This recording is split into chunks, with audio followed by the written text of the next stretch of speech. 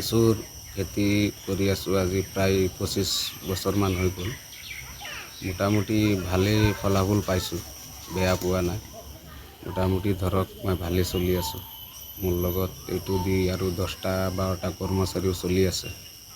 তো বিশেষকৈ খালি তেজপুৰতে যে কথা নহয় যে তেনেকুৱা লেচু আছে। তো লেচু আমাৰ ইয়াতো আছে ভাল লেচু। তো এইবিলাক লেচু আমাৰ পৰাই তেজপুৰ প্ৰায় লৈ যায়। তো লৈ পেলাই সিহঁতে নি পেলাই বহুত দামত বিক্ৰী কৰে। মোটামুটি ধৰক এইটো পিয়াইজি হয়, দেশী আছে, বোম্বাই আছে, এলাচি আছে, এনেকুৱা ধৰক 8-10 বিধৰ লেচু আছে, বিলাতী আছে। মোটামুটি আমাৰ ইয়াত 200 টকা ঘৰ পৰা 2000 টকা ঘৰলৈকে লেচু আছে।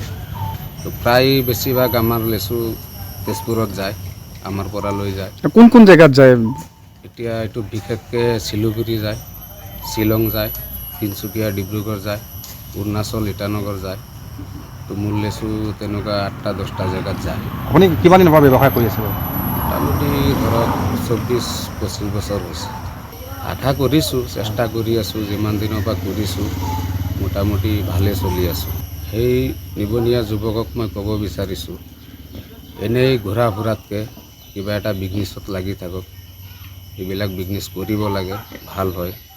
পৰাপক্ষত নিজে খেতি কৰক, 5টা-10টা গছ লগাই পেলাই উন্নত হ'ব লাগে। মই ছিজনত বিশেষকৈ ৰঙালাও ব্যৱসায়টো কৰোঁ। তাৰপিছত বীজ জলকীয়া বেপাৰটো পূৰা ছিজন কৰোঁ। বিশেষকৈ আমৰ বিজনেছটো কৰোঁ, মই ফেক্টৰীত দিওঁ।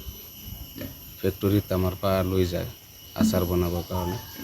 কৰ্মচাৰী ধৰক 10-12জনমান আছে।